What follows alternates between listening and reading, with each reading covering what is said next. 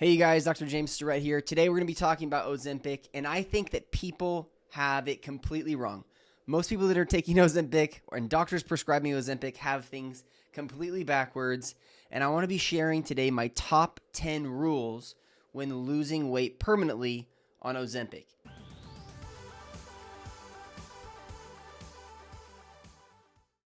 Why does this even matter? Why is it relevant? Because 13% of adults have tried Ozempic, Wegovy, semaglutide in the United States, which is a crazy amount of people. Currently, upwards of about 6% of people on these medications. So a lot of people try them.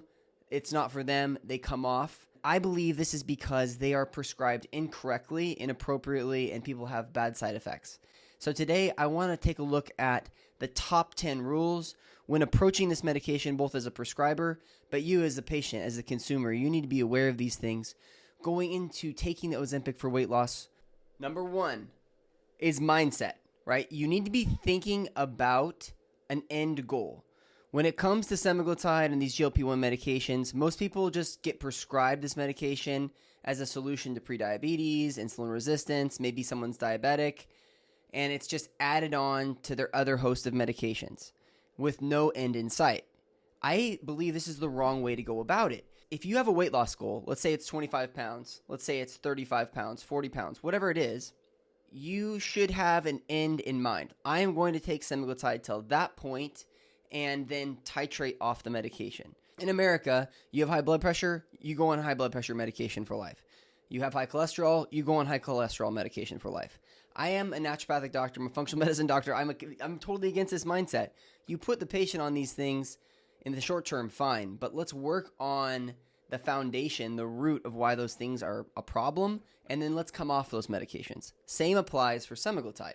So in this case, you take semaglutide till you meet your weight loss goal, you work on some other things in the meantime, you have the intentionality of improving your health as you go.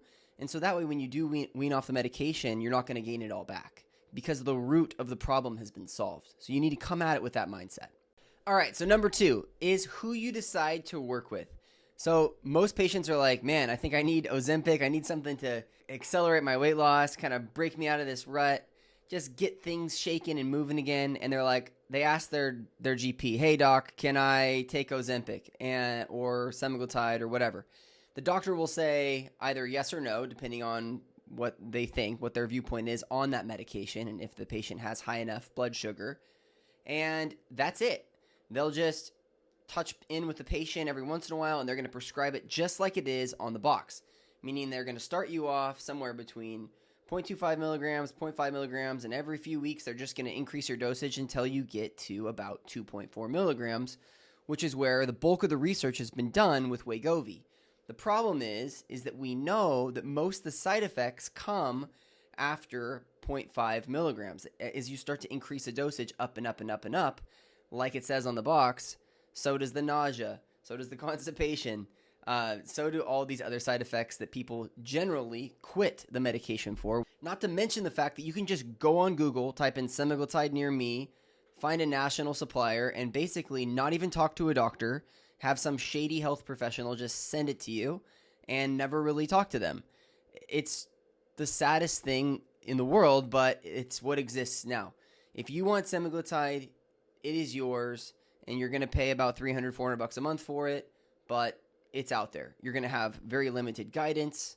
The doctors are not going to talk to you probably hardly about dosage. If they do talk to you about dosage, they're certainly not going to talk to you about nutrition or anything else going on in your body to make sure that your weight loss is permanent. So that is why number two is pick your doctor correctly. Make sure you're picking a GLP-1 expert that specializes in using GLP-1 medications for weight loss, not just a cookie cutter mill where you get prescribed the medication. You're not talking to anybody. My favorite is number three. So rule number three is microdosing is king when it comes to semaglutide and weight loss. The whole concept of semaglutide is just to give your insulin receptors, those GLP-1 receptors, a little bit more stimulation than what they've been used to. As we know, GLP-1 receptor function goes down with age. Now, because of that, we have less feelings of satiation, meaning that we're hungrier in inappropriate times. We have these receptors are both in the brain and in the gut. So a lot of times people will have additional cravings for sugar and chocolate and alcohol, things that if those GLP-1 receptors were being stimulated appropriately, those symptoms tend to go away or go down quite a bit.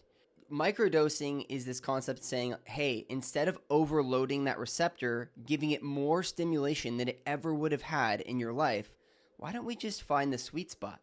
And so what does that look like? We start you at a low dose, and we slowly increase it or increase the frequency to the point where people start to say, I'm getting fuller faster. I'm not getting terrible side effects. I'm starting to lose weight. I'm not craving wine. I'm not craving sugar. Amazing, right? And we're not doing it at a dosage that's going to cause lasting damage to the receptor. Now, what do I mean by lasting damage? The only thing you're going to do by overstimulating that receptor is shut down hunger cues entirely at that point. And that means that when you do lose weight, you're only losing weight because you've just cut calories down entirely. And this is where Ozempic face comes from. It's where muscle wasting comes from, is when you're just eating a significant caloric deficit, we tend to lose fat, but we also tend to lose a lot of muscle. We don't want this. Now with microdosing, you stimulate the receptor, and then you are able to pair that with other appropriate lifestyle techniques. The other issue is let's say we stimulate that receptor 2 times, 3 times the amount that's actually needed for somebody to lose weight. Well, what happens is the whiplash effect is also going to be 3 times as much, right? So I'm on 3 times as much Ozempic as I should be. I'm not eating it all. I'm losing a bunch of weight, water weight, muscle, fat. It's all coming off. And then all of a sudden, my doctor tells me to stop, or I just run out of my supply. What's going to happen? Well, those cues are going to come back. The digestion's going to come back online. Your weight is going to start to rise again if you never changed anything during that time period. What I mean by that is if you didn't increase your health, your level of overall health in nutrition and exercise and gut health and inflammation, if those things didn't improve, then when you take away the Ozempic, of course the weight's going to come back because you didn't solve the root cause of the program. You didn't solve the root cause of the problem to begin with. All right, rule number 4 is just simply make sure you're getting some blood work done along the way. I have had too many clients that come to me that are already on Ozempic, and the doctor never even did any blood work with them whatsoever. They never discussed blood work. And what I would say at the bare minimum that you want to see your doctor do is a fasting blood glucose, fasting insulin, so you can check the level of insulin resistance. You're looking to not see anything above a 5, fasted. Now, let's say that you're a 6, like you're getting pretty close in there, but maybe you're a 10, 20, 30. That's just showing the degrees of insulin resistance that are present in your body. Also, the lower level of your insulin, when you check this fasting insulin level, the closer you are to 5 starting, the more risk you have for side effects and overstimulating that receptor, as your insulin production isn't terribly significant, meaning that it's not really in too rough of shape. So let's say you blast somebody with a full dose, starting dose of semaglutide, that may be too much right out the gates and cause somebody just to quit before they get started. You can compare and contrast this to a hemoglobin A1C, which also should be run, which is a 3-month average. You don't really want to see this over 5.2, 5.3. Then you're starting to get a little iffy. It's getting a little too high. Rule number 5 is just relax, because this is actually a very, very safe medication across the board. You're not doing any lasting damage as long as you're microdosing. So you can rest assured that your body is, those receptors aren't being damaged, making you dependent for life. That's number 1. Everyone always asks, am I going to be dependent for life? No, not at all. Not when you're doing it this way. Number 2 is overall safety, cancer, things like that. You don't want to take this medication if you have thyroid cancer or certain types of endocrine cancers.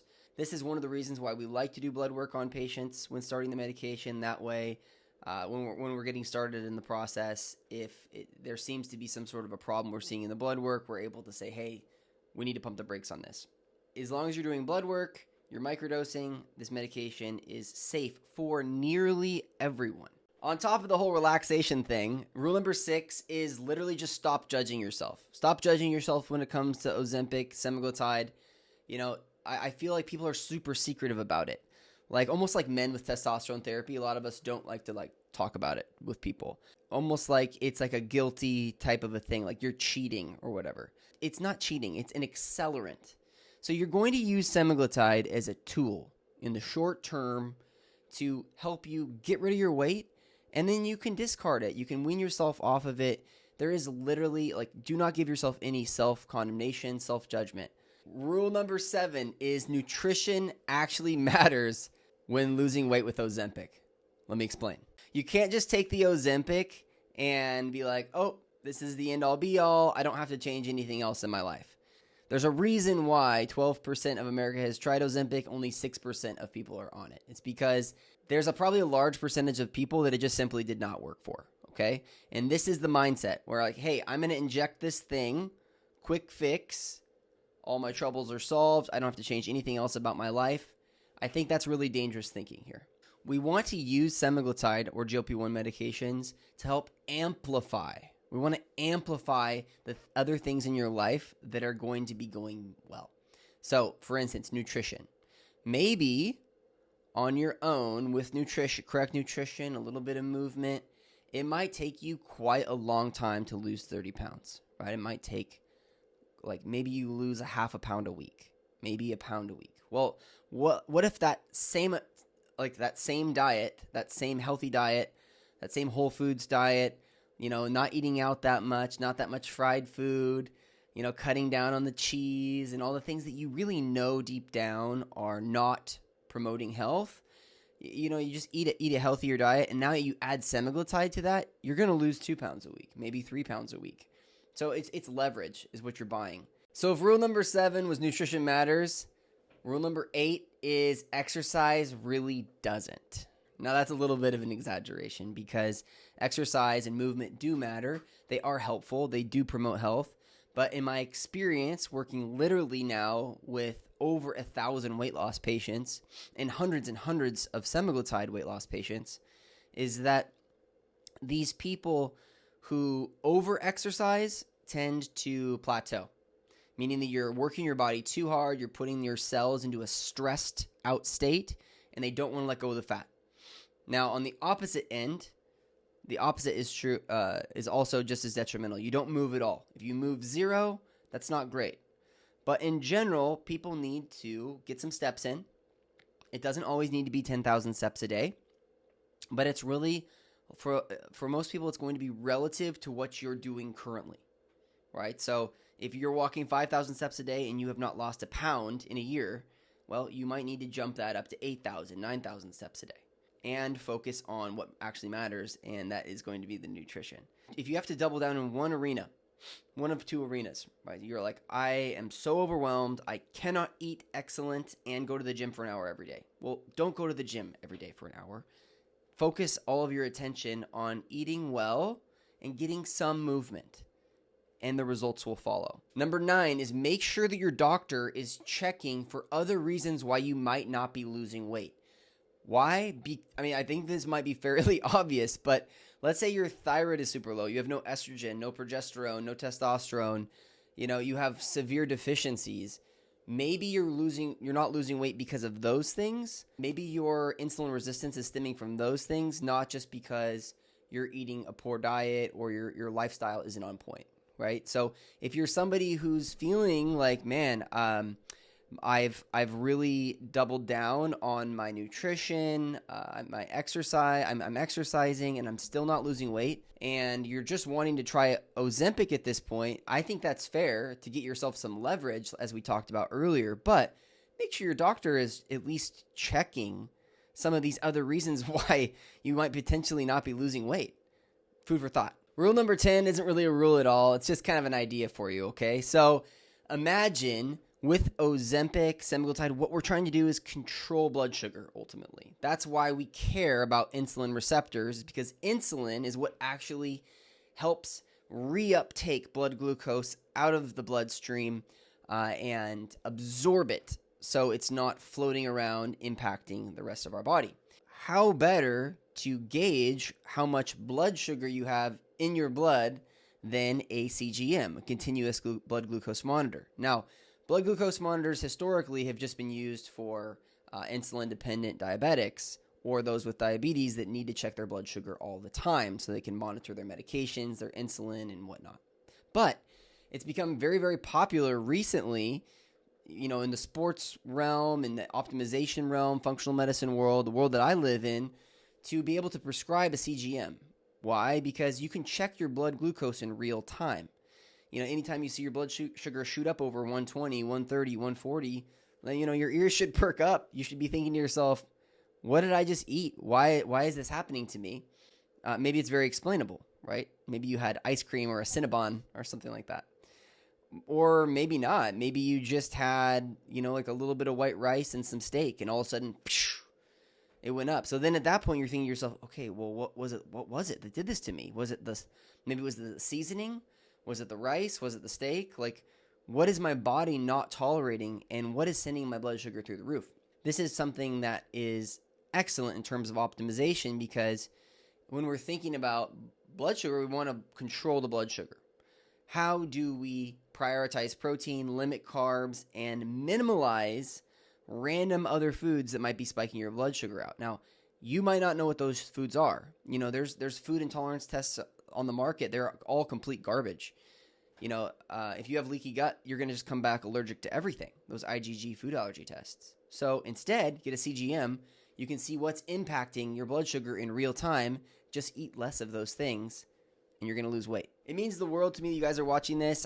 If you enjoy this content, if you're finding value from it, please go ahead and like, subscribe, comment, especially the comments. They really drive this out so more people can see it. And I think that in this day and age, with 12% or 13% of people trying Ozempic, this knowledge really needs to be out there. People need to know and be armed with this info so they can correct their mindset and discover the root cause of what's causing their problems and optimize themselves for life without needing to be on Ozempic forever. Thanks again for watching, and I'll see you next week. Take care, guys.